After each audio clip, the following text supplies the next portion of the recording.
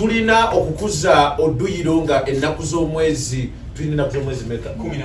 ng'ennaku z'omwezi 16 ku Sande. Okukuza no duyiro gufuuse okwogera kw'obwogezi naye ffe duyiro twamufuula mulimu era Katonda atuwadde obulamu era essaawa eno tubadde twagulawo campaign honorable minister gye bayita fitness sensitization nga tugenda in public places nga tugenda mu bavubuka kubanga twagenda okukirabanga fitness abantu bamwogerako bwogezi n'abasawo aboogera ku fitness tebamukola n'aboogera tya ku fitness tebamukola abantu ne tusalawo okugenda okubannyonnyola fitness kyeki abantu abasinga balowooza olina kumala kugenda mu gym n'osasula ssente olajja n'agamba ala bagamba tebalina budde naye fitness etandikira ddala mu kutambula gwe akeera ku makya ogenda okutambula sooka otambule ka distance ako ng'ojja okufuna taxi kubanga ebiseera ebisinga obunafu n'obudde nabwo butufuukidde obuzibu ze kati bwe mba ntandika training eddakiika 3 ziba za kubuguma nga sinaba kukola kintu kirala kyonna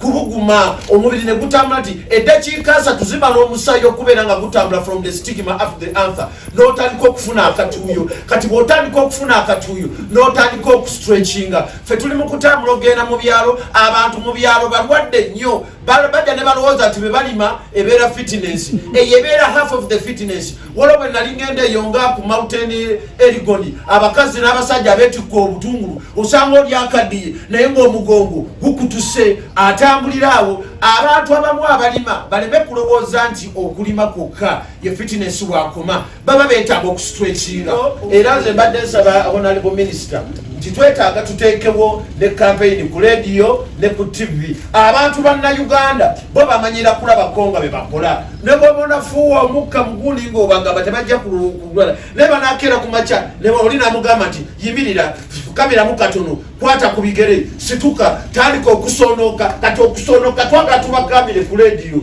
twagala okubakulabire ku TV basobole okubeera nga bakwata bajja bayiga so olunaku luno tugenda okutongoza lwetaaga bannayuganda mwena tubayita abajimu buli muntu ali fit bagenda kubeera nga bakebera endwadde ez'enjawulo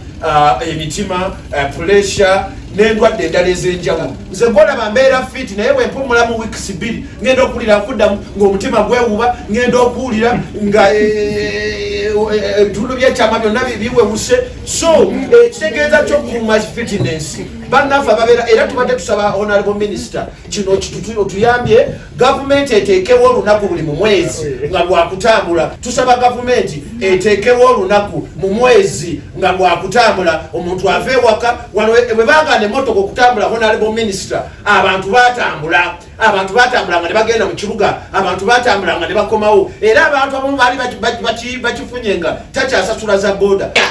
nze kimanyi n'obookera ku makya noonya omwenge n'okeera n'ofuntuko emisinde oba ogujjamu naye ogenda noonya omwenge ate omwenge gukuggyeko appetite tolidde bulungi nnyo kati osire ne hangover kakati oluvannyuma n'amaanyi g'ekisajja gagenda kukendeera batandika okuyitawo nominati